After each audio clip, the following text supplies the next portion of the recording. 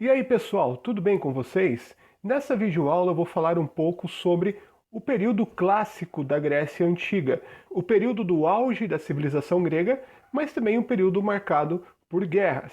Então, vamos ver o período clássico.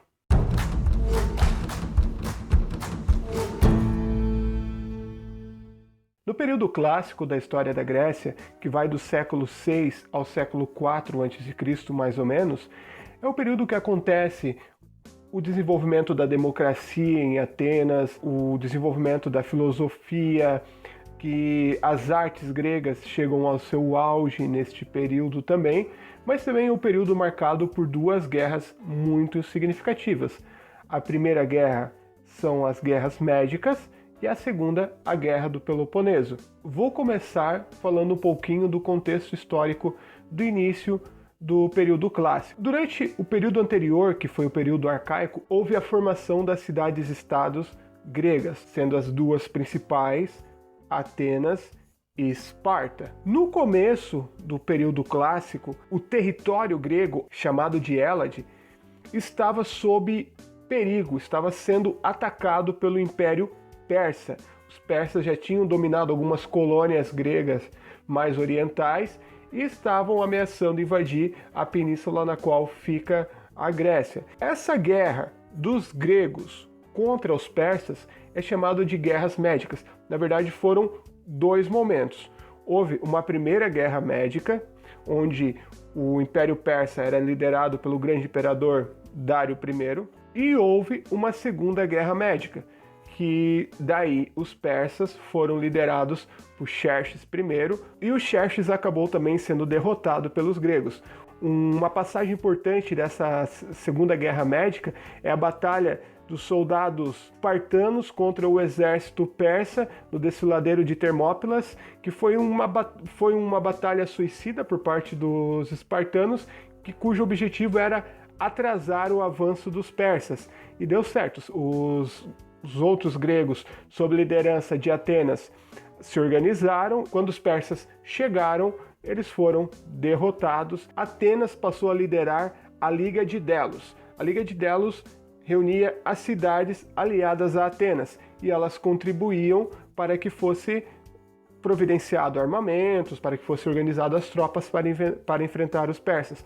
Quando acabou as guerras médicas, Atenas continuou se beneficiando da Liga de Delos. Portanto, após o fim das guerras médicas, houve um período de hegemonia de Atenas sobre o mundo grego. Isso incomodava Esparta, porque os espartanos também tiveram a sua contribuição nas guerras, os espartanos também lutaram contra os persas, também contribuíram, mas os espartanos foram relegados a um segundo plano. E ainda os espartanos viam a Liga de Delos como uma ameaça. Então os espartanos resolveram criar a sua própria liga. Assim, os espartanos criaram a Liga do Peloponeso, que eles eram os líderes e reuniam as cidades-estado que eram influenciadas pelos espartanos. Então, neste momento, se formaram essas duas ligas rivais, a Liga de Delos, sob influência de Atenas, e a Liga do Peloponeso, sob influência de Esparta. Foi inevitável um conflito entre as duas, as hostilidades elas foram só se acirrando com o passar do tempo,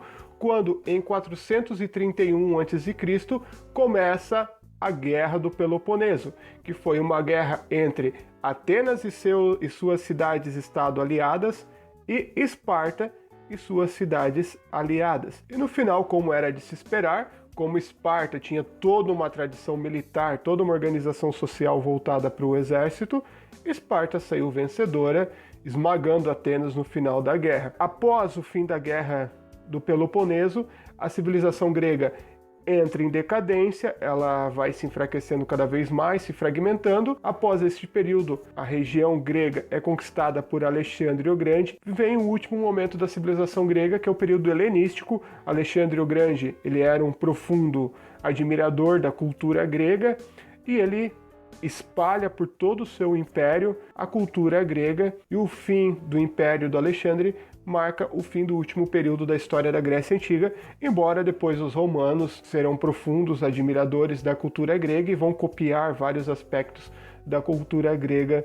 Cabe ainda falar de duas coisas que são extremamente importantes desse período: a filosofia e a democracia. A filosofia, ela surge na Grécia Antiga e ela vem para poder dar explicações racionais para coisas que até então eram explicadas só através de mitos. Com a organização das cidades-estados, surge uma elite que controla as terras. Essa elite não precisa se ocupar no trabalho agrícola, então eles têm tempo livre, eles podem ir para a Ágora, que é a praça central onde a política da cidade era discutida, e na Ágora, através dessas discussões políticas, elas vão ficando cada vez mais profundas, onde passam a ser também discutidas outras coisas ligadas à natureza, à essência da vida, à sociedade, enfim, onde a filosofia acaba nascendo. Filosofia significa amizade pelo saber. Então esses primeiros filósofos gregos, eles buscavam explicações para a natureza, mas não através de mitos, mas através do pensamento racional. Os três principais filósofos gregos da antiguidade são Platão, Sócrates e Aristóteles, mas tem muitos outros. Inclusive, considera-se a filosofia como a mãe de todas as ciências.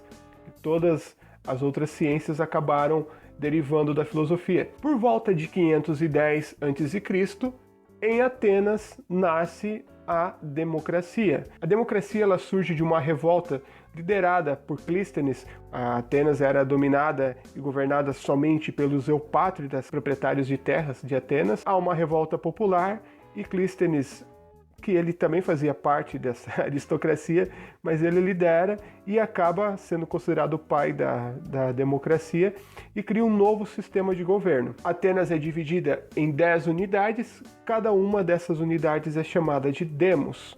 Demos significa povo. Então, esses demos, eles seriam os responsáveis pelo governo da cidade. Por isso, daí vem o nome democracia, vem de demos, Kratia. Kratia vem de Kratos, que é poder. Em outras palavras, democracia seria mais ou menos algo como poder do povo. Só que é interessante a gente ter algo em mente. Essa democracia ateniense ela era muito diferente da nossa democracia de hoje em dia. Primeiro, só participavam da democracia ateniense aqueles que fossem considerados cidadãos. Quem eram considerados cidadãos?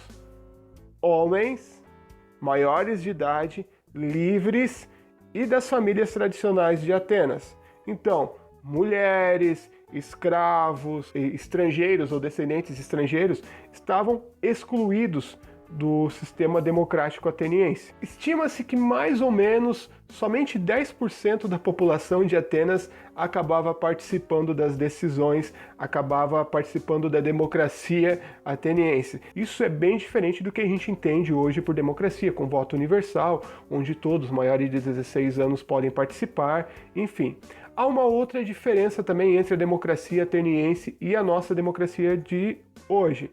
A democracia ateniense ela era direta, ou seja, os próprios cidadãos se reuniam e eles mesmos tomavam as decisões.